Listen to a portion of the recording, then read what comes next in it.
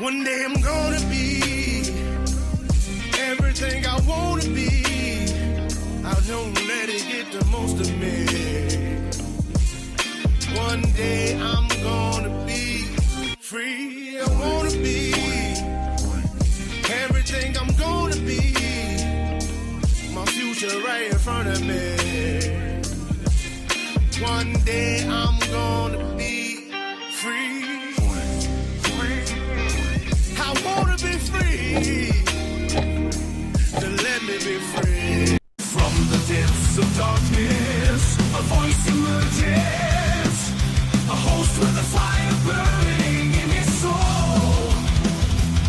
With a heart, steel, and a spirit unbroken. He rides on to wheels, ready to claim his throne. Amidst the chaos and the thunderous roar, insane wheels rise as a force to be reckoned with. Fueled by the power that only metal can bestow, he takes his stand, refusing to submit. Insane wheels hear his battle cry. Metal and mayhem will never die. Waiting was reported, pace his way. Oh, legend in the making, day by day.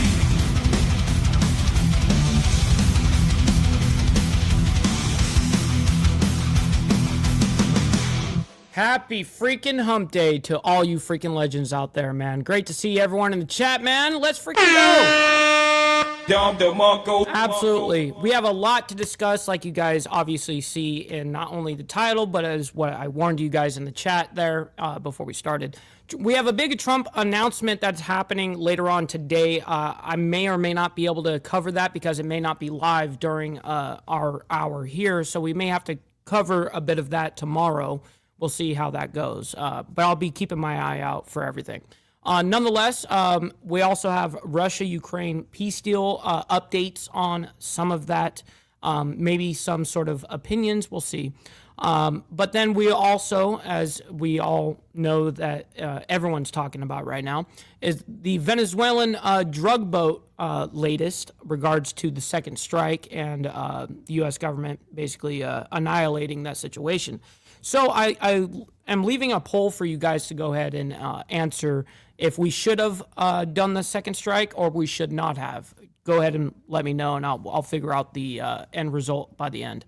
And then a little bit of an update of Luigi Mangione, the healthcare CEO killer. Anyways, so the way that our lineup is going to look this morning is DC National Guard shooting suspect is now charged. That is the Afghan national that we were covering at the beginning of this week. As well as Hegseth vows news strikes on narco-terrorists. So I don't know if they meant to say news or new strikes. But they wrote news. So Hegseth vows news, that's what they wrote, but new strikes on narco-terrorists. We'll see. That is a little bit from the cabinet meeting that happened yesterday with Trump and the cabinet. I believe this was their 9th get-together as we're going into, his 9th month or 10th or whatever it is. And then Trump, on the topic of the second strike, says, quote, "I didn't know about the second strike." I'm sure he didn't. I'm going to be honest. He probably didn't know. And then we have Trump to announce Fed chair decision early next year. And Hassett, I don't know how to say it correctly, Hassett, maybe, a potential pick. But this is not something we're going to find out until 2026, later in the 2026. So, well, I mean, not later, but it's going to be a minute until we get that kind of information. And then Hegseth defends follow-up boat strike, cites fog of war. Now, we'll talk about my thinking on his comment there of fog of war and that him using that kind of excuse, which is lackluster to the argument. Prosecutor breaks down Luigi Mangione defense case in murder trial. Now, I'm not very wanting to like interested at this point regarding Luigi. We know he's going to get smoked. So I really don't care about like the super lead up to this guy. We will obviously cover a bit of it, but we're not going to be like taking a whole huge segment because of this guy. Israel-Hamas ceasefire. We have an update. Israel agrees to reopen Rafah crossing. That's actually a big deal there. And then we're going to get into photos show moments before DC National Guard shooting. And this is just coming out as of 2 hours ago. So this is brand new evidence that I haven't even looked at. We're going to find out together. And then we have an hour ago, Israel war, Hamas to release remains. Interesting lineup that we've got this morning. So, all right, before we get all into it, we've got a lot to discuss and all of that stuff, yes. But we need to get through the call to actions real quick. Make sure you guys hit that like button. Helps out the show immensely, and it's free to do so. You know what else is free is hitting that subscribe button, man. I very much appreciate you guys. We have a lot of new subscribers and members, people that are here. I very much appreciate you guys. But please consider becoming a member, starting only at $2.99 a month. We're making sure we're not breaking the bank out there with anybody, but check it out. This is what allows us to stay on these freaking airwaves and have these lights on. So I very much appreciate you guys becoming members and staying members. Little side note, follow my Instagram right here at BallValveTV, where I post everything behind the scenes of not only my life, but as well as the show, Millennial Food Time, breaking news, all that great shit. It's a great way to get a hold of me one-on-one. And also, we have a Discord server. Go into the description box down below of any video, or one of the moderators in the live chat will drop it for you guys. And last but not least, all super chats, super stickers, gifted memberships, and membership signups are, of course, all going to be presented live onto the show. But if you guys would like to skip that YouTube 30% brutal cut that they take from your hard-earned cash, well, then we have these platforms right here that you guys can donate to. And, of course, I'll read it out loud like as if it's a super chat. So I've got my email up right here, and we're ready to go at any time. Real quick, I want to give a big shout-out to my man, Motobomb Virginia, and the coffee crew. Thank you guys for the raid. I very much appreciate you all. And thank you for having me on your show. I very much appreciate hanging out with you fellows, man. It's a great time over there. All right, so great to see everyone in the chat, man. I always appreciate all you legends. We got Brother Steve Easy in the building. Shout out to my man. We got Zip Tie as well as Big Dan. Good morning to you guys. We got Rabbit of Chaos. Good morning to you. We got Mountain Woman as well as Rob's neighbor, my man. We got Carrie in the building. Shout out to my man. Good morning, good morning. We are rolling down. We got Trouble, my man. Trouble. Yes, sir. Great to see you in the chat, man. I always love having you in here and hanging out with you. Such a good dude, man. When you going to be pulling up? When are we going to be hanging out, man? I'm waiting for you, Trouble. All right. Anyways, let's see here. We got Tiffany as well. Good morning to you. We got Bree Rodriguez as well as Frank. And yes, she was, well, I was like thinking that she was maybe behind me walking around, but I looked in the camera. There she is right there. Boom. That is her. Let's see here. We're scrolling down. We got Justin Blum over there on the Facebook side of things, man. Good morning. And Dylan says, stop the cap. Stop the cap. Yes, sir. Stop the cap, bro. We got Alfred as well. Good morning, kind sir. Great to see you. And absolutely, man, it's always a great time. Let's get it done first of this year. Dude, let's make it happen, bro. Let's make it happen. We got Liquored Up with Poncho, my man. Good morning. Great to see you as well. Wicked Wally, my man. Good morning. Always great to see you in the chat as well. And TVT to send it off, bro. Good to see you, man. All right, we're getting into it. We got a lot to get through. DC National Guard shooting suspect charge is going to be our first. And then we have a lot to discuss after all of this. So. We are following some breaking news right here on Live Now from Fox having to do with a suspect involved in the D.C. National Guard shooting. And I did want to bring this a social media post up right here. This is from Fox News saying, breaking news, a National Guard shooting suspect charged with murder, assault with intent to kill, among other counts. So this just coming in. Damn. National Guard shooting suspect charged with murder, assault with intent to kill, among other counts. So, yeah, of course, now he's charged with murder and assault with intent to kill, among others. Among other counts. So to kill. So, yeah, but to kill what, one person or multiple people? I mean, obviously it was multiple, but it was targeted. So is this a terrorism thing where it's not just targeted, it's like open, just anybody can get it? What's the motive? That's what I want to find out. Our newsroom. And as we were listening in live to President Trump's cabinet meeting, we were hearing from Attorney General Pam Bondi as she was discussing one of the survivors who was shot, saying that it's miraculous that he survived. She has been meeting with his family and asking for Americans to pray for them. So we did want to share the very latest as... Yeah, that's crazy that they would even claim that in the first place. Aggravated attempted murder.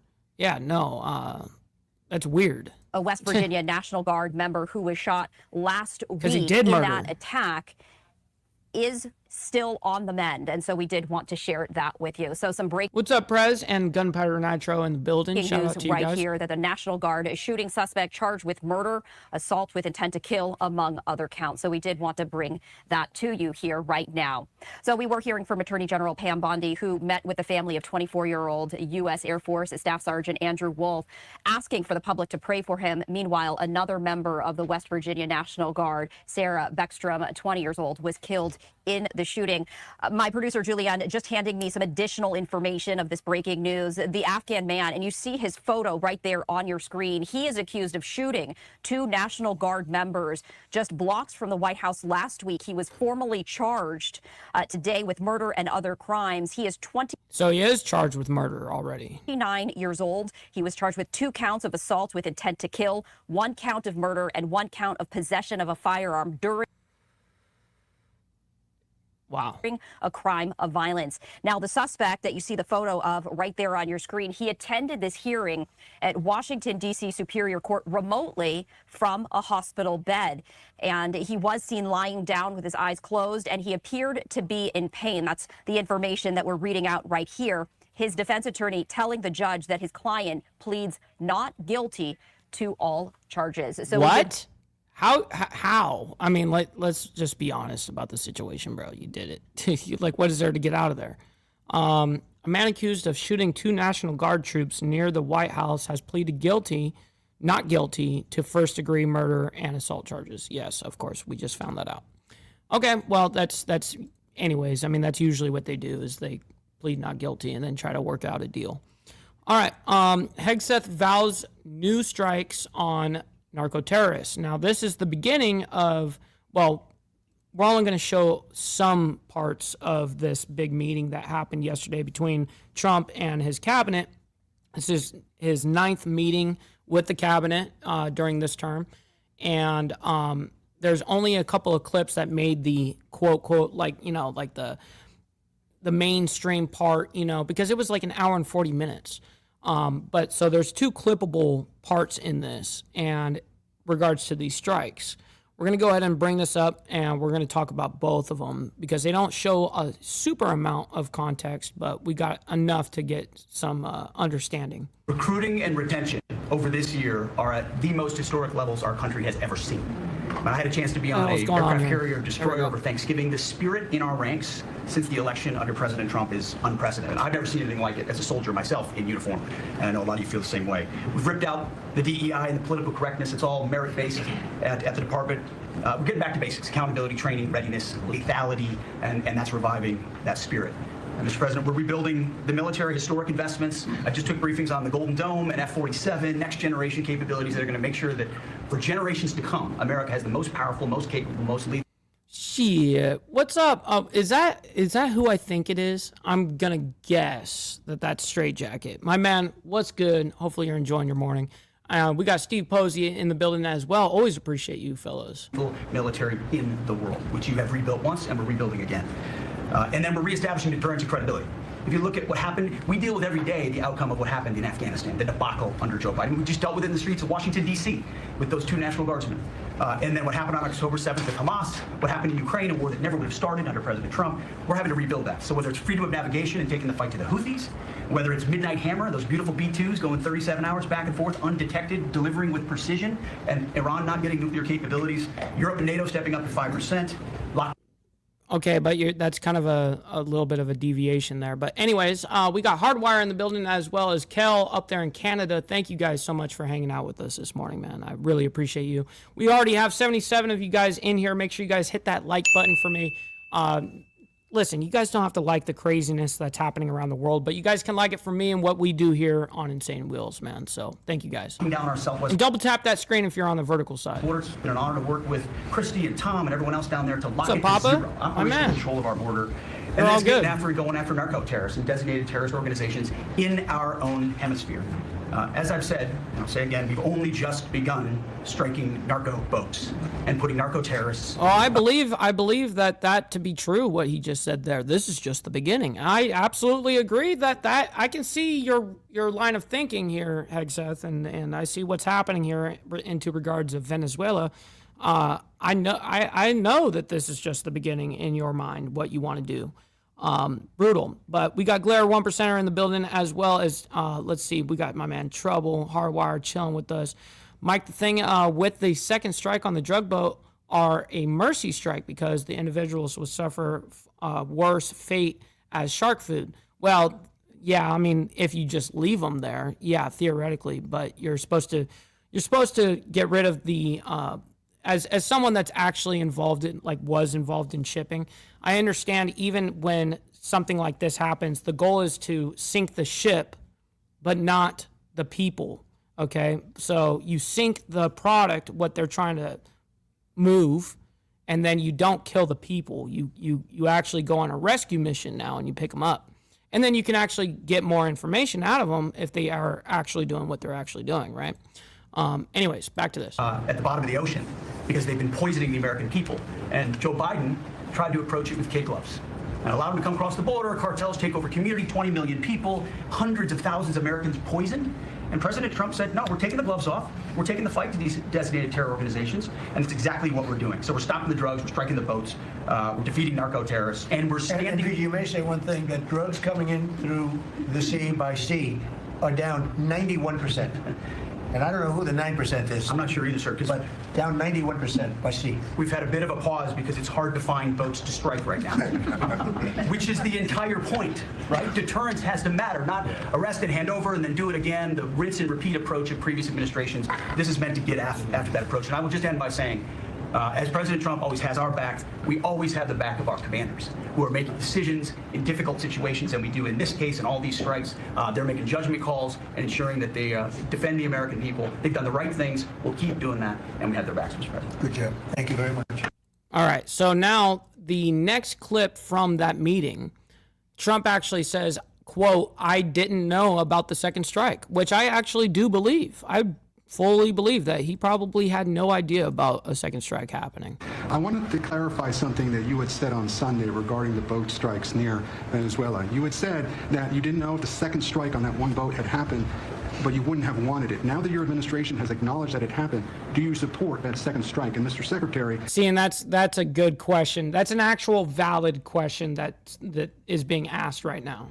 I want to clarify something you had said in an interview back in September, I believe on Fox News. You said that you had watched that strike live on television. In real time, did you know that there were survivors after the initial strike? Well, look, all I know is this. Every boat that you see get blown up, we save 25,000 on average lives, 25,000 lives. They've been sending enough of this horrible fentanyl and other things, like cocaine and other things, but fentanyl right now is the leader of the pack. To kill. Which I agree. I agree with those numbers that fentanyl is killing people, but a war on drugs is not, in my opinion, feasible. When, meanwhile, your actual war on drugs has nothing to do with the drugs. That's just the excuse. Actually, what the goal here is regime change, right? Our entire nation. Because a little speck on the head of a pin can kill somebody. It's very dangerous stuff. I know so many people where their sons were drug addicts. They had one little sample, and they died. They died. They couldn't believe it. As far as the attack is concerned, I still haven't gotten a lot of information because I rely on Pete. But to me, it was an attack. It wasn't one strike, two strikes, three strikes. Somebody asked me a question about the second strike. I didn't know about the second strike. I didn't know anything about people. I wasn't involved in it. I knew they took out a boat. But I would say this: they had a strike. I hear the gentleman that was in charge of that is extraordinary. He's an extraordinary person. Let Pete speak about him. But Pete was satisfied. Pete didn't know about second attack having to do with two people. And I guess Pete would have to speak to it. I can say this. I want those boats taken out. And if we have to, we'll attack on land also, just like we attack on sea. And there's very little coming in by sea. I think we've knocked out over 90% of it. There's very little, and I understand that. There's very little. We're saving hundreds of thousands of lives with those pinpoint attacks. It's an amazing thing when you see a boat going along, and, you know, a lot of the press would like to say they're not, you see the boat, they're not maybe drugs. You see these boats. First of all, who has 5 engines on the back of a boat going in weird directions and loaded Well, up? yeah, I mean, that is true. I mean, you have a little tiny banana boat, one cigarette boat, whatever, and then you've got 5 big-ass 250s in the back, you know, whatever, or 350, whatever. You could pull them up to, I mean, you can go all the way up, man. I mean, these guys have huge power to move quickly, and absolutely, that is the game for those guys. They're not out there sitting there fishing, which I do believe that, but I do think that we're only getting a half-truth. We're not getting the whole truth here, and actually, I would like to see some fucking evidence. I mean, me as a conservative on the right, I actually like to see evidence for all things, all claims, all things that happen. That's my whole point here, is I'd like to actually see the evidence of what we are destroying. Like, okay, yes, we've gotten people. Granted, those were byproducts of what they were actually trying to destroy, correct? They're trying to destroy the drugs, correct? So, anyways, back to this. With lots of white... But I think that the reason why that they actually can justify that this is legal, that the way that they're actually they can actually justify this is because there's a few people that are on our terrorist list, and if you are considered deemed a terrorist under our government, we can literally do fucking anything to you. That's just a sad reality. I mean, that's just the way it goes, right? So we can literally do whatever the fuck we want if they're attached to those terrorist organizations. That's where the legality comes in. So just wanted to clarify that. By the way, we have 151 of you guys in here. Make sure you guys double tap the screen if you're on the vertical side. Hit that like button. I very much appreciate you guys. All their bags of things. No, they've done an amazing job. And Peter's done an amazing job. Pete, you could probably better answer the question. No, you're spot on, sir. I think you got to start with the baseline, which Marco laid out, everybody's laid out. We've got 20 million people invading our country over 4 years. We don't know where they're coming from. That includes Tren de Aragua and cartels and violent criminals. They bring drugs, and you mentioned it, Mr. President, poison, an intentional poisoning of the American people, killing hundreds of thousands of Americans. So the president had the courage to designate these cartels as designated terrorist organizations. Now, a number of us here served in the military and spent 20 years fighting terrorists like Al-Qaeda and ISIS on the other side of the world. How do you treat Al-Qaeda and ISIS? Do you arrest them and treat them, pat them on the head and say, don't do that again? Or do you end the problem directly by taking a lethal, kinetic approach? And that's the way President Trump has authorized the War Department to look at these cartels. And I wish everybody could be in the room watching our professionals like Mitch Bradley, Admiral Mitch Bradley, and others at JSOC and SOCOM. What's up, Mr. Mister? Good morning to you, kind sir. Always appreciate having you in the chat. Other commanders, the deliberative process, the detail, the rigorous, the intel, the legal, the evidence-based way that we're able to, with sources and methods that we can't reveal here, that make sure that every one of those drug boats is tied to a designated terrorist organization. We know who's on it, what they're doing, what they're carrying. All these white bales are not Christmas gifts from Santa. No. Taking out terrorists is absolutely something that we need to do. 1,000%, Donald. But when they're using something like, because they're labeled as a terrorist, that they can do whatever the fuck they want to do, when most of those guys probably are not actual terrorists, homie. They're just drug dealers, you know what I mean?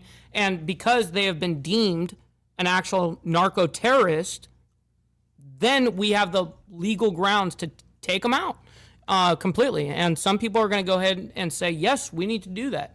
I understand that, but I'm someone that is not advocating for war, okay? This goes for all on the other side of shit, too. On the Israel side of all of that crap, all of that, I condemn all of it. Russia, Ukraine, all that shit. Fuck them. These guys are fucking assholes.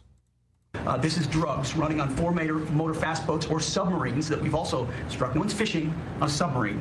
And I have empowered them to make that call. Now, the first couple of strikes, as you would, as any leader would want, you want to own that responsibility. So I said, I'm going to be the one to make the call after getting all the information and make sure it's the right strike. That was September 2nd. There's a lot of intelligence that goes into that, building that case and understanding that. A lot of people providing information. I watched that first strike live. As you can imagine, at the Department of War, we got a lot of things to do. So I didn't stick around for the hour and 2 hours, whatever, where all the sensitive site exploitation digitally occurs. So I moved on to my next meeting. A couple of hours later, I learned that See, my true problem, just so I clarify my point, is my true problem on this is, yes, take out all terrorists, okay? Yes. But don't now use the mask, the reason that you're going to go and do a regime change based off of a war on fucking drugs, because now we can go after you legally because you're a terrorist. That's what I'm getting at. So, anyway. Had made which he had the and if you guys don't get it from there, you guys are just retards. Authority to do. And by the way, Admiral Bradley made the correct decision to ultimately sink the boat and eliminate the threat. He sunk the boat, and eliminated the threat. And he was the right call. We have his back, and the American people are safer because narco-terrorists know you can't bring drugs through the water and eventually on land if necessary to the American people. We will eliminate that threat, and we're proud to do it. So you didn't see any survivors, to be clear, after that first strike? I did not personally see survivors, but I stand, because the thing was on fire. It was exploded in fire and smoke. You can't see anything. You got digital. This is called the fog of war. This is what you in the press don't understand. You sit in your air-conditioned offices. Okay, well, fog of war probably is true when when you do a big-ass blow-up, yeah, and then you can't see shit. Cool. I understand the fog of war theory that he's bringing up here. But that's not what happened on the second strike. They literally saw that there was people hanging off the side of the boat there, and or right next to it, whatever. And they did it again. They're up on Capitol. They saw them. Sir, they're survivors. Do we take them out? Yeah, put a second strike on it. Hill, and you nitpick and you plant fake stories in the Washington Post about kill everybody, phrases on anonymous sources not based in anything, not based in any truth at all. And then you want to throw out really irresponsible terms about American heroes, about the judgment that they made. I wrote a whole book on this topic because of what politicians and the press does to warfighters. President Trump has empowered commanders to do what is necessary, which is dark and difficult things in the dead of night on behalf of the American people. We support them, and we will stop the poisoning of the American people. And Mr. Secretary, on the second strike, you said it happened more than an hour after the first. Did I hear correctly? I can tell you the exact amount of time. I already stated my answer quite clearly. So remember this, we lost last year, I think it was more than that, but people don't like saying it because they always said 100,000, 115,000, the numbers we've been hearing for years. So we lost last year more than 200,000 people, dead people, ruined families beyond the 200,000. And those 200,000, their family will never be the same. But these people have killed over 200,000 people, actually killed over 200,000 people last year. And it's terrible. Those numbers are down. Those numbers are down. They're way down. Well, I hope they're actually down. That would be nice to see if there was an actual number drop of deaths since we have been doing this. It would be actually great to see that there is less drugs on the street. But I just somehow don't think that Venezuelan boats are the main supply by any stretch of the means of our drug habits here in America. I don't believe it. And I think fentanyl is coming all over the fucking place, not just from places like Venezuela. Actually, I don't even think they're really on the map. I think more of China. I think more of Mexico, places like that. Because we're doing these strikes, and we're going to start doing those strikes on land, too. The land is much easier. It's much easier. And we know the routes they take. We know everything about them. We know where they live. We know where the bad ones live.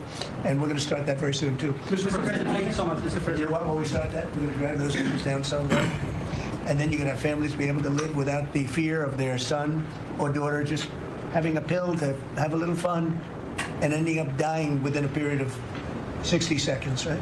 No, we're not going to let that happen. We're not going to let it continue to happen. What Biden did to this country by allowing all these people, and I call them animals in many cases, I think they're animals, to come into our country and destroy our country and let all those drugs pour in.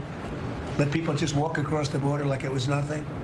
You look at them, a lot of them, and you say, oh, let's not discriminate. I'm not talking about color. I'm just talking about, you look into the eyes of some of these people. We're smart. And you see a killer.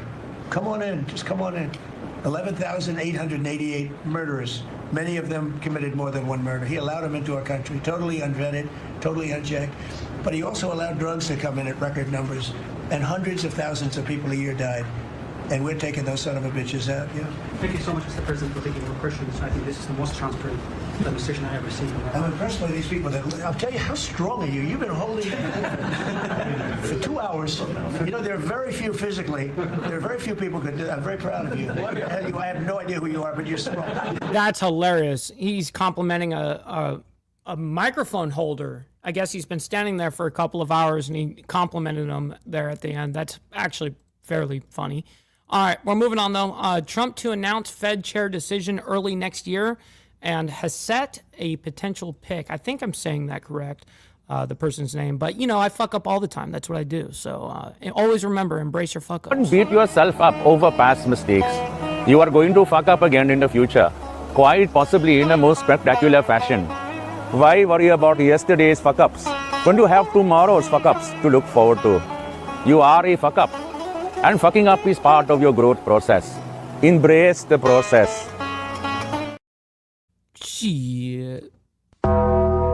Embrace the process. All right, we're moving on.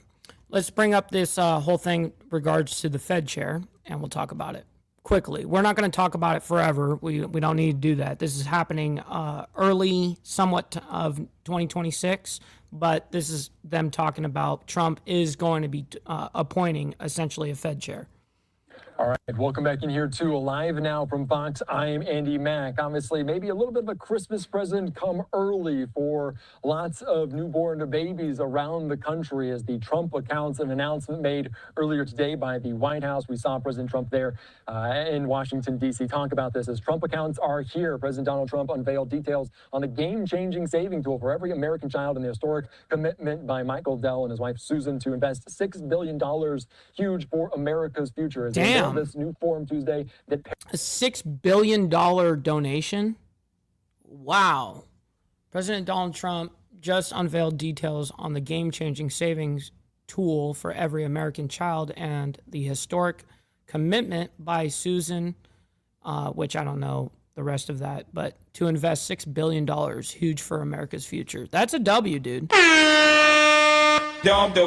Anybody that's willing to give money legitimately to give to the kids like that and saving people or whatever the case is, or saving not just kids but just people in general, you can use money for good. There's lots of money that can be used for good, and I hope that obviously these people have good intentions in donating it. I hope that it actually reaches the people that need it. That's it. Parents can use to sign their children up for, quote, Trump accounts. They are tax-advantaged savings and investment accounts for children and will guarantee kids born between 2025 and 2028 some $1,000 in seed money from the U.S. Treasury to start their holdings. Also, that investment from Michael Dell, the tech CEO, potentially giving more advantages to people before outside of this window. Let's be joined right now from the Associated Press, Chris Rugaber. Thank you so much for joining us here on Live Now from Fox. I know you cover all of this very fully. This was in the works for some time, but obviously coming forward with it, 2025 to 2028, $1,000. What do we make of it? What was in this announcement? Well, specifically, but today you had Michael Dell making that big announcement that he would send what would be $250 to kids in certain zip codes where he's trying to target lower income families. So the money would go to families living in zip codes where most of the people are earning below, I believe it was $150,000 a year. So it would be, I think I would imagine the main impact other than the money will be to bring attention to these accounts, which were in the tax bill that was passed earlier this year. And they haven't gotten a lot of attention. There are still more details to be worked out, but this will highlight that not only is there that government seed money. Well, this is a good thing right here on the whole newborn American babies situation thing here. I'm glad about that. But we are going to be fast forwarding a little bit here because we understand what's happening here. Trump to name Fed chair successor early next year, quote, someone willing to cut rates early and often. Yeah, but I don't really agree with cutting all rates all the time. I mean, financially, on an economic level, that's not actually feasible to cut rates all the time. Anyways, I don't know if I Washington Times, I don't know what they're quoting here. It will come up, but certainly Kevin Hassett, Trump's chairman of the National Economic Council, is seen as a leading likely candidate. And obviously kind of alluded to that today, saying the next Fed chair might be in the room with them, kind of alluding. Zip tie, I have got you. I absolutely. All right, just get the money part done. Give me money. Money me. Money now. Me a money needing a lot now. That's right. Give me money. And then watch. Denied. Shit, it's all good, cuh. All right, back to this. Looking off to the side, although he did not put him by name there. I want to ask you about exactly Kevin Hassett, who he is, and how he aligns with Trump. Is he really in lockstep with the president? Pretty much. I mean, well, his job is to help formulate the president's policies and to defend and talk about them publicly promote them. I think he philosophically is generally in line. I think he historically has probably been, perhaps more free trade oriented and things like that, at least in the past, than Trump. Although I think that's changed recently. But he certainly supports the interest rate reductions that President Trump would like to see from the Fed. It's possible that Hassett would be one of those few people that could sort of thread that needle where he would be able to provide those rate cuts and have some credibility still in financial markets. And Pablo, bro, I know it's fucking crazy. It's absolutely crazy. I know it is. I mean, there was a tip. I know that's happening. Some of the Treasury yields today, which may or may not reflect concerns that Hassett might, maybe cut a little more than people want, but he would almost certainly provide those interest rate cuts that President Trump is looking for. Yeah, that is a very good point in terms of this. We've heard, obviously, the criticism from President Trump of Jerome Powell saying he's been too late on a lot of these things. The signal that this is... Yeah, I do agree that Powell didn't do the best job. I do agree with that. I think that you need to adjust accordingly and properly, and he didn't necessarily do that either. So, yeah. Anyways, we're going to move on, though. Hegseth defends follow-up boat strike, cites fog of war. Now, that's something that we already talked about, so we're not going to go ahead and re-dive into that. We're going to skip that. A prosecutor breaks down Luigi Mangione defense case murder trial. Now, because I do have it in the actual title here this morning, we're not going to cover the whole thing here because I really don't give a shit. But I do want to hear a little bit of what they're going to be talking about here as to they just had their pre-trial day 2 yesterday. So let's continue with our top stories that we're following today. Once again, we're following this story as it pertains to Luigi Mangione. You might recognize that name. He's the man who's accused of gunning down United Healthcare CEO Brian Thompson last December in New York City. Well, he's back in court today. This is for a series of hearings over which evidence will be allowed during his trial. We know that Mangione's attorneys are now arguing that certain evidence should be excluded from this upcoming trial on the state murder charges. This because of how they claim the evidence was obtained. The prosecution, though, is expected to call up more than 24 witnesses in this case, as these hearings are expected to last several days. So to talk a lot more about what's unfolding, I want to bring into the conversation former federal prosecutor Nima Rahmani. Nima, thanks so much for being with us here on Live Now from Fox, talking about this. Of course, something we've been following in every detail since the manhunt first started last December after United Healthcare CEO Brian Thompson was gunned down. But focusing on what's going on and why we're in the courtroom today, there have been some questions about the evidence, what can be... That's kind of my whole point, Steve Easy, is I don't like our track record of regime change either. I think it is great on paper. It sounds great, but it takes a lot of resources. It's a lot of fucking up people. It's a lot of shit that we shouldn't be necessarily diving ourselves into. America only, motherfucker. You know what I mean? It's not in the best interest of the United States. Who gives a shit? And people think, oh, well, regime change is the best ideal and thing to happen in the best interest of the United States. Is it, though? Is it actually?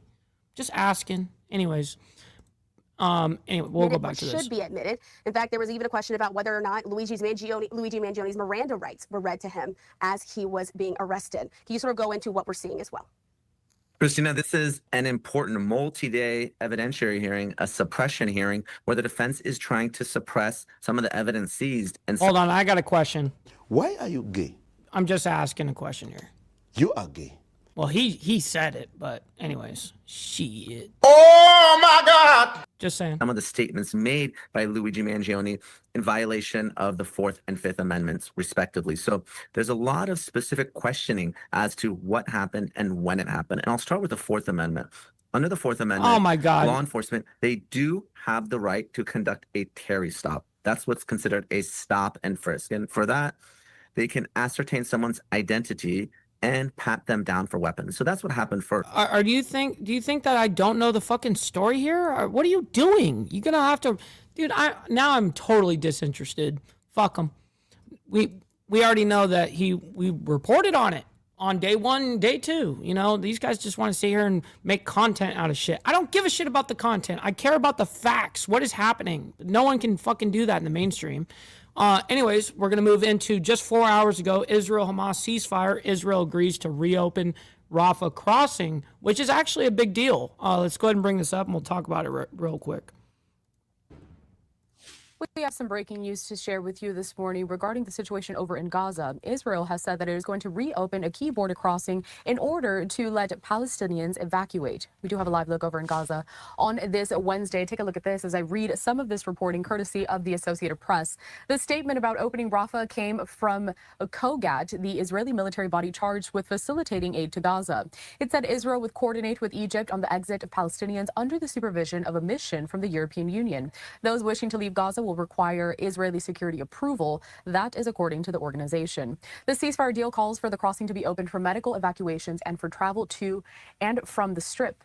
But an Israeli official who spoke anonymously to discuss the operational plans said that all Palestinians who want to exit Gaza will be able to exit through Rafah as long as Egypt agrees to receive them. But the crossing won't be open for people that totally makes logical sense, of course. Wishing to return to Gaza. The official said the EU still had to make some adjustments to logistics before the crossing could open. The crossing was sealed off in May 2024 when Israel's military invaded the area. It was briefly opened in February this year for the evacuation of sick and wounded Palestinians. Well, I'll tell you why, Steve Easy, because the fake ceasefire that you're quoting is still a ceasefire on paper that is a ceasefire. Until it's officially not a ceasefire or whatever anymore, they're gonna run that way with it. Palestinians for treatment as part of that previous ceasefire deal. We have this also, a social media post from the Israel Defense Forces talking about this and more of the breaking news developments. What's up, Time to Stand? Good morning to you. Great to see you in the chat. This update, in accordance with the ceasefire agreement and a directive of the political echelon, the Rafah crossing will open in the coming days exclusively for the exit of residents from the Gaza Strip to Egypt. The residents' exit through the Rafah crossing will be facilitated through coordination with Egypt, following the security approval by Israel and under the supervision of the European Union mission, similar to the mechanisms that operated in January 2025. Back out live to the images that we have in Gaza. Now also, Israeli Prime Minister Benjamin Netanyahu saying Wednesday he appointed an envoy to join talks with Lebanese diplomatic and economic officials.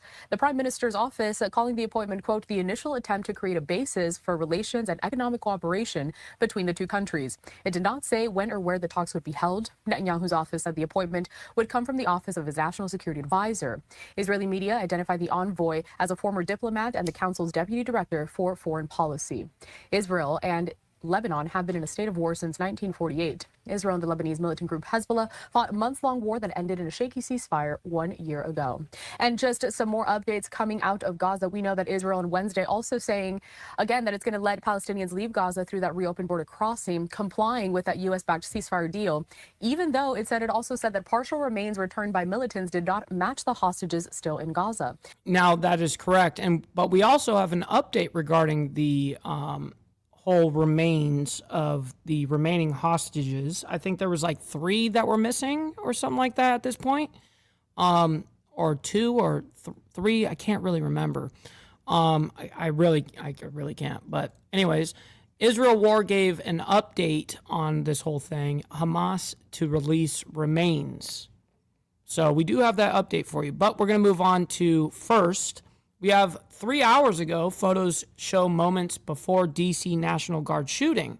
Now, I am totally interested in that. I haven't seen it yet, but we're going to find out together what the new photos are here. Right now, I do want to take you out to a big story that we have been... And it's very short, by the way. ...following here. This is the latest on the shooting of 2 National Guard members last week in D.C., the suspect appearing virtually in court Tuesday from the hospital as the surviving guardsman appears to be showing some signs of improvement. I do want to bring in Melanie Alnwick with Fox 5 DC. She has been following all of the latest developments. And Melanie, I understand there are some new photos here that are coming out.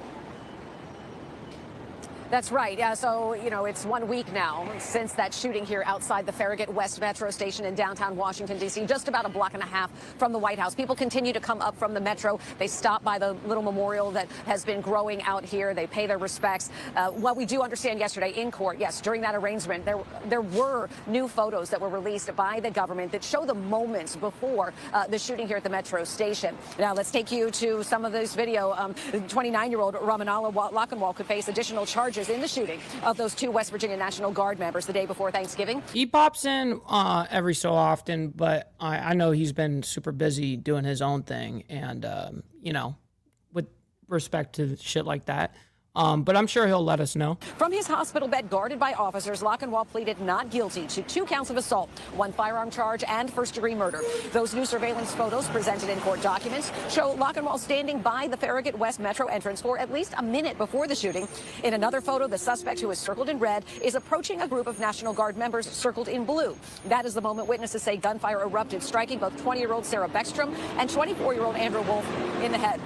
Investigators say as Lockenwall was trying to reload his gun, a major with the National Guard shot him. The major was able to restrain the suspect with the help from a member of the Secret Service, and he's currently being held without bond. We have no idea who he is. He has no connections to the community. The crime is one that we believe we will be able to prove beyond a reasonable doubt. And I think the judge was very astute when she made it clear that she believed that he crossed the country with a weapon, with the intent to commit a crime of violence. Now, the AP reports that Lockenwall had become unstable recently, and community members have reached out to refugee organizations for help. Lockenwall worked for the CIA in Afghanistan, entered the U.S. in 2021 through the Operation Allies Welcome program, and was granted asylum this year by the Trump administration. The Pentagon has now directed all National Guard troops in D.C. to be armed. The advocacy group Free D.C. says arming all National Guard troops in the city will not make the streets safer, only further endanger citizens and Guard members. And one other change that we've had is now that some D.C. police officers will be paired up with National Guard troops as they are patrolling the city. However, we understand that that is being done on a volunteer overtime basis. Not clear who's paying for that or how long that arrangement will last. So that's the status here for now, Josh. Very, very interesting. I'm sure that there's going to be more developments as we continue forward throughout the rest of the week. Okay, 2 hours ago, we have an update. Hamas to release remains. I don't know if that's remains as in one or if it's plural. How many people are being handed over? I don't know. We're going to find that out. I actually do want to head over to that briefing with the Israeli government just popping up here on our feed. That is Shosh Bedrosian. As hostages. Today, more than 2 years after that horrific day, Prime Minister Netanyahu has continued to uphold his commitment to bringing all of our people home and is continuing all efforts to ensure this essential process is completed. Our final 2 hostages are still in captivity right now, and we will continue to do everything. How many? Did she say? Hold on. Final 2 hostages are still in 2 hostages captivity right now, and we will continue to do everything to bring them back home. The Israeli government, the Missing People and Hostage Directorate, and our security forces are making extensive efforts for the return of our 2 hostages that are still in Gaza. They are Thai national Sutisak Rintalak and Israeli hostage Ran Gvili. These are people with stories who were both murdered on October 7th.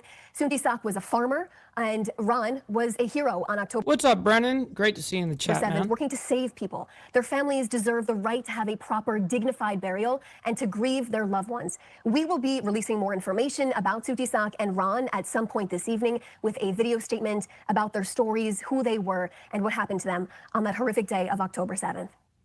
I can now share with you that Israel is preparing to receive the remains of one of these hostages around 5 p.m. today. We will only know it is officially one of our hostages once they have been identified by the Forensic Institute.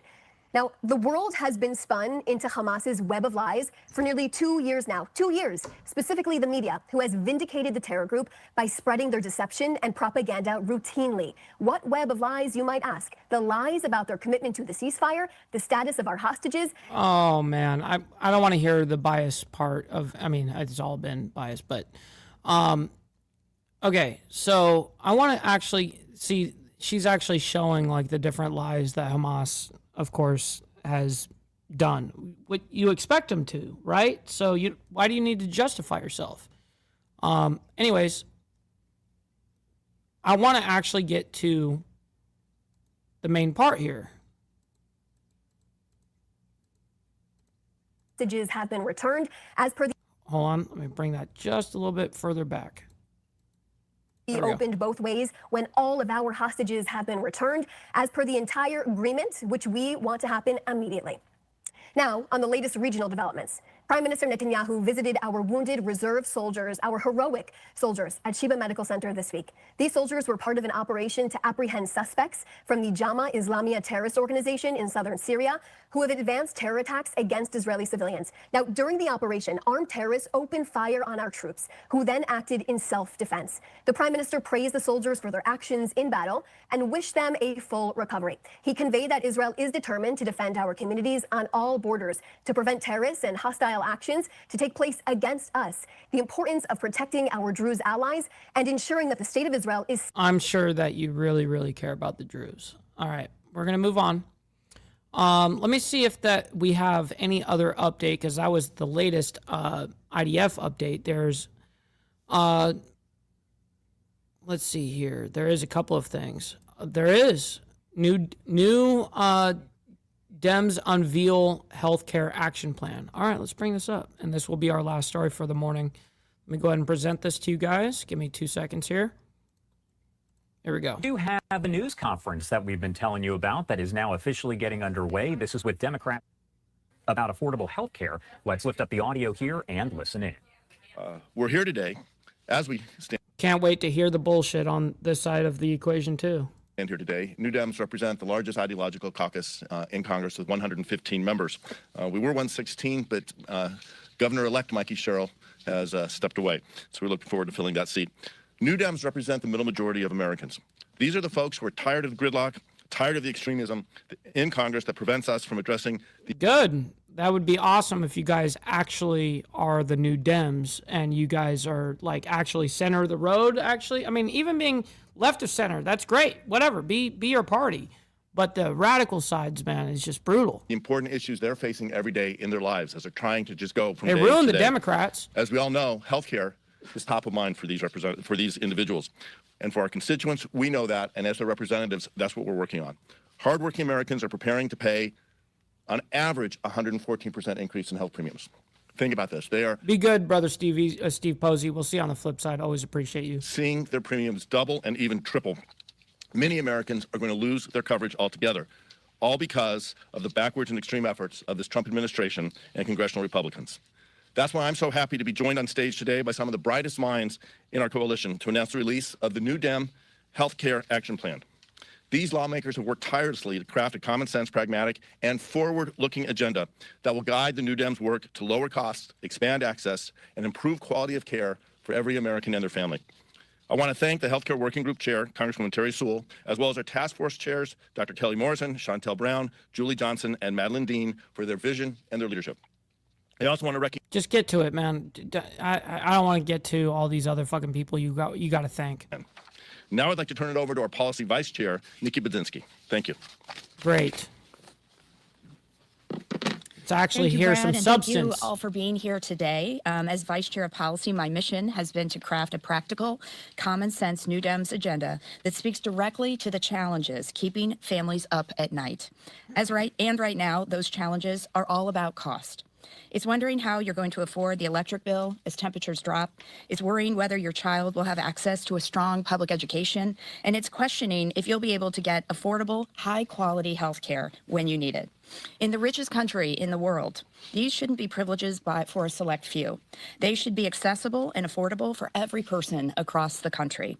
Now, those sleepless nights worrying about these issues are even more strained as millions of Americans are facing doubling or even tripling healthcare costs. Healthcare is at the center of the cost of living crisis, but the truth is the affordability and accessibility of care has been an issue long before Speaker Johnson and President Trump got their hands on it.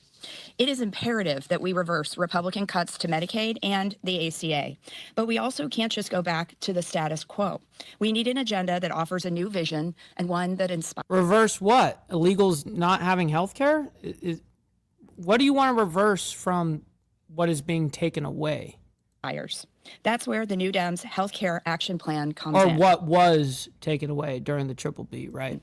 Our framework offers a new path, a better one that lives up to our core belief that every American deserves access to quality, affordable health care from providers they trust when and where they need it. It's a comprehensive strategy to address everything from insurance premiums and prescription drug pricing to vaccine misinformation and reproductive freedom. It also focuses on accessibility by strengthening Medicaid and Medicare and closing coverage gaps in rural and underserved communities. As New Dem's Vice Chair for Policy, I'm excited to work to advance this agenda in Congress, and I hope that our colleagues across the aisle will join us in these efforts to make health care stronger and fairer for the American people. How? And with How are you going to do that, though? that, I will turn it over to our wonderful New Dem Healthcare Working Group Chair, Terry Sewell, to talk more about the details of this plan. Terry. Great. Thanks. I'd love to hear the details. Good morning. I'm Congresswoman Terry Sewell. I proudly represent Alabama's 7th Congressional District. Wow. I want to begin by thanking our chairman, Brad Schneider, for his incredible leadership and all of the members of the Healthcare Working Group for their hard work on this action plan. So, what district did she say? Which one did she say? 7? Our chairman, Brad Schneider, for his incredible leadership and all of the members of the Healthcare Working Group for their hard work on this action plan. As chair of the Healthcare Working Group, I stand here today with I missed it. My colleagues to unveil a plan that puts the health and well-being of the American people first. Right now, families across this country are facing uncertainty and rising costs because of a reckless attempt to dismantle the programs that millions rely on. In Alabama's 7th Congressional District, we are seeing the consequences of the Republican health care crisis play out in real time. Premiums are skyrocketing. Rural hospitals are on life support, and thousands are being kicked off of their health care insurance. But who? Who's being kicked off their health care insurance? Who? Real quick, we got Time to Stand coming in with the $5, man, saying, as she said, Americans not illegals. Thank you for making it rain for the $5, my man. Always appreciate you in the chat. Today, we, the New Democratic Coalition, say enough is enough. This action plan is simple and straightforward, but it will go a long way in ensuring that our health care system works for every American, not just the privileged few. Our plan is guided by 3 core principles. Glare. Come on, man. Come on. First, we believe that every American should have access to quality, affordable health care with predictable costs, because no one should have to choose between paying for a prescription and putting food on the table. What's up, Stacks? Second, we believe in strengthening Medicare, Medicaid, and the ACA, because these programs are not partisan luxuries. They are lifelines for so many Americans. Third, we believe that every American, regardless of their zip code, should have the access to doctors, hospitals, and medicines close to their homes. To achieve that, our plan takes a series of common sense steps. It would lower costs by locking in the ACA's enhanced premium tax credits and extending out-of-pocket drug caps to Americans with private insurance. It would reverse the devastating cuts to Medicare and Medicaid while cracking down on fraud and abuse. It would close the coverage gap that continues to plague states like Alabama by restoring the Trump administration's $90 million cut to the ACA Navigator program. ACA Navigator program. ACA Navigator program. I'm going to type this in. Hold on. ACA Navigator program. I'm going to do my research on this, and I'll get back to you guys on the ACA Navigator program. All right, back to this. Streamline enrollment. It would also protect women's health care, encourage research and innovation, and strengthen our public health infrastructure. At its core, this action plan is about restoring integrity and security. It is about ensuring that seniors can retire with a peace of mind, that parents can take their children to the doctor without fear of bankruptcy, and that every American, regardless of income or zip code, has access to quality, affordable health care. Health care is not a privilege in this great country of privilege. It is a right, I believe. What's up, Brother Lee? Good morning. We are committed to defending that right against those who would undermine it. So today we call on our colleagues across the aisle to join us. Let us put politics aside and put the needs of the American people first. Let's build a healthcare system that reflects the values of fairness, compassion, and responsibility. The New Democratic Coalition is proud to lead this fight. Together, we must ensure that our healthcare system works for everyone, not just the wealthy and well-connected, but for every family in every community, and we are resolved to making that happen. With that, I will hand it back over to our chair. Thank you, Terry. Thank you, Nikki. I want to thank the entire working group again, and we're happy to take any questions. Please. One of the biggest criticisms we've heard from Republicans over the last couple of weeks is that how can it be the ACA, how can it be Affordable Care Act if it needs to be subsidized? I'm looking for a rebuttal to that because if you're looking for the extensions, what's the plan to have it be affordable? Yeah, I'll turn over to Nikki in a second. One thing I'll say is what the tax credits say is that no one should pay more than 8.5% of their income in healthcare premiums for their insurance. They still have the out-of-pockets and the deductibles, but it's 8.5%. And the government subsidizes insurance, whether you work for a company and get your insurance through your employer. The employer may pay a part or even a bulk of that, and they take a deduction. They get support and a subsidy from the government. If you get your insurance through Medicaid or Medicare, you're getting government-supported insurance. We're making sure that everyone in this country has access to quality, affordable care. That's what this is about, and what the Republicans are doing, and we're seeing it with the premium notices that Americans are getting. They're increasing the cost of insurance for hardworking families, and they're making it impossible for many of those families to provide for themselves or for their kids the insurance they need to stay healthy and secure their future. So let me turn over to Nikki to expand. The only thing I would maybe add to that is What's up, Black Legionnaire, by the way? And yes, Mr. always giving us a kind reminder. Make sure you guys double tap that screen on the vertical side. Always appreciate you guys. And make sure you guys hit the like button on the horizontal, man. Always appreciate everyone in here and your engagement and helping with the, listen, man, hitting the like button, man. I know it's very laborious. I get it, bro. But hey, man, it goes a long way. In the healthcare plan that we have is some provisions specifically around transparency, no surprise billing, for example, for the healthcare for hospital systems. We also tackle some of the issues related to medical debt, which we know also helps to contribute to making the ACA more challenging to afford if you're balancing medical debt. One of the things that we put in our provision is in our plan is that medical debt is something that a credit agency cannot be reported to a credit agency. So we're looking at holistically how we're able to strengthen the ACA, and I think we can do that through more transparency, which we hope will shed some light on where we can bring down costs to make premiums more affordable. Yeah. That's true, Prez. W. Thank you all for doing this. I'm curious if you can just kind of drill down and talk about how the plan kind of addresses, diverse communities. If you look at How does the plan address diverse communities? Kind of where the healthcare crisis is really acute, it's communities of color, it's women. The person that's asking. Why are you gay? Just saying. LGBTQ communities. As you look at making sure that LGBTQ communities. This crisis is for a lot of the diverse communities who are out there who are covered by a lot of the tax credits and a lot of the plans that are in this agenda. And also, can you think about the impact of losing these healthcare? That's what I'm waiting for. Time to stand. For small businesses, that's something that I know that's important to New Dems supporting small businesses. So can you speak about healthcare as it pertains to diverse communities and small businesses? Yeah, I think I'm going to have everyone touch on that because I think each of us have a point. I'll talk about the small business real briefly, having been a small business owner. What I can tell you is that nearly half, almost 50% of the people who are getting their health insurance from the Affordable Care Act exchanges either own a small business, work in a small business, or self-employed. The companies in our communities, those small businesses that you'll see their names of their companies on the back of the Little League shirts, the folks who are supporting the local theater, those small businesses depend on the Affordable Care Act and those subsidies to provide insurance for themselves and their employees. And so that is the key thing. Let me turn over to Terry, and we'll just go down the line because I think everyone has something to say on this. Well, let me just say that I represent a district. I'll let these people answer this question, and we'll probably leave it there. But we are going to be rating somebody, so stick around for that. That has both rural and urban underserved communities. And I believe that this action plan is exactly what they need in order to be able to afford quality health care. I also think that it is very important that we try to save our rural hospitals. I think everyone up here has rural hospitals. I do agree with that. I don't think rural hospitals should be defunded or some shit. Of course not.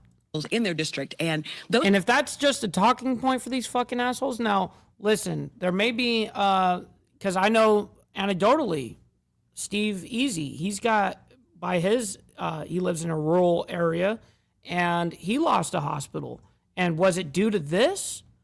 I'd like to actually know how many rural hospitals are being affected and why. Those kind of things I do not agree with. If we are actually pulling funding for health care that are out in rural communities, that of course I don't support that.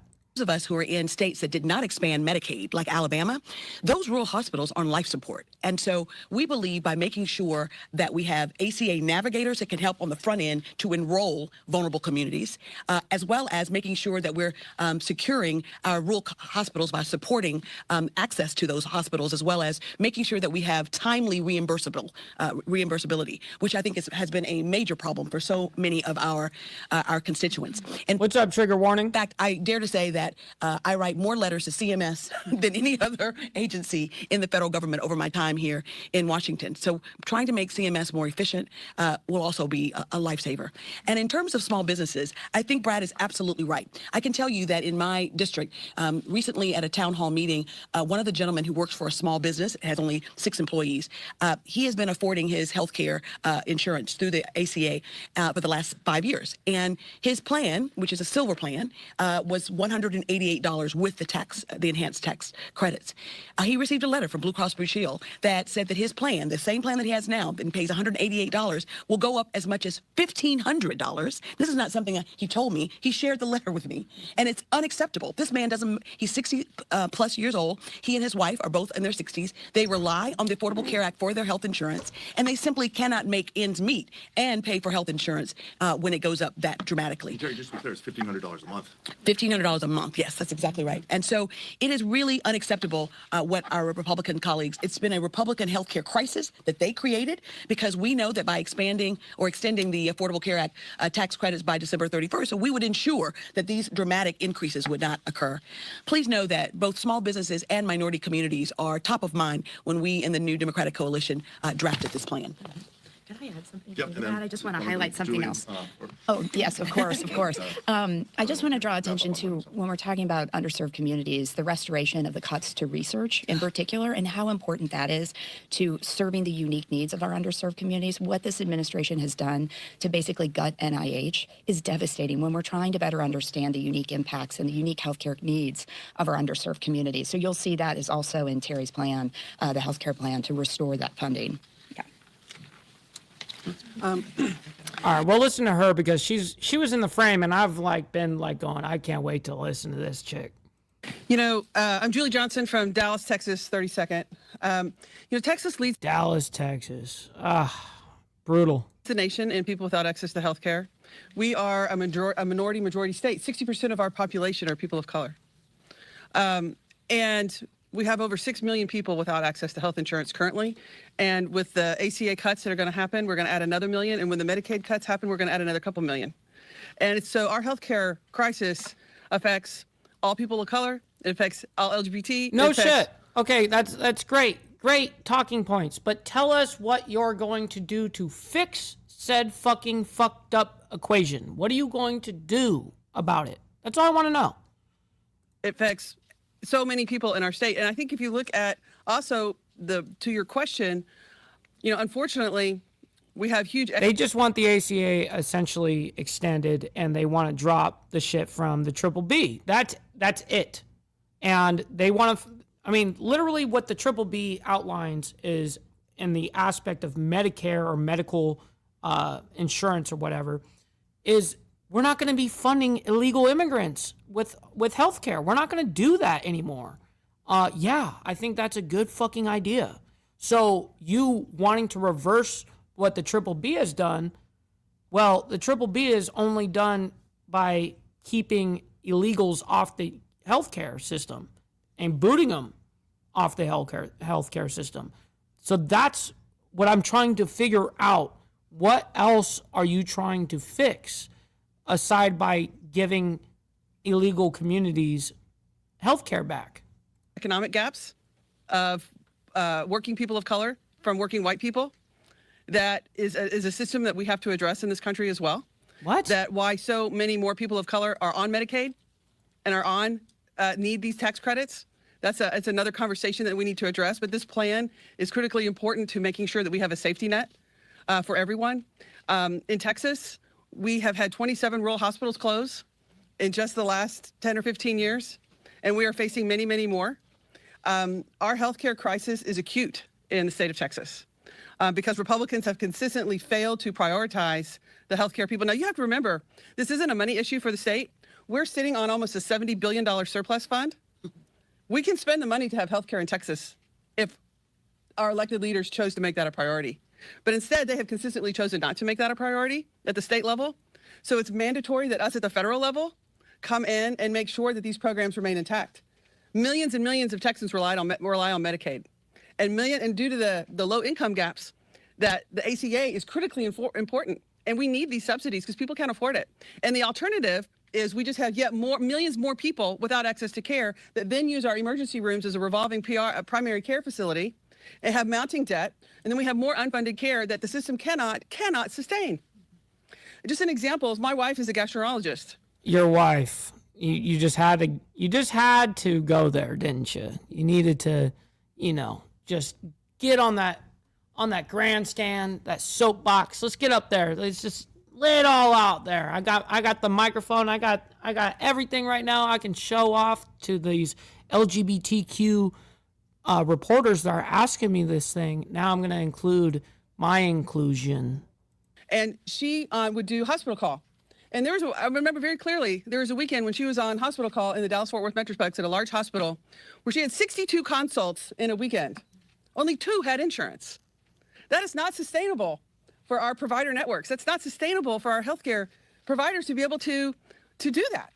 And so what the federal government is doing, what Republicans are doing, is they are basically saying we're refusing to accept responsibility for the healthcare of Americans, and instead we're going to make physicians and hospitals own that out of their moral obligation to take care of people at great financial peril. And what we're seeing is hospitals closing, community health clinics closing, medical practices closing because they cannot sustain the influx of unfunded care that we have in this country.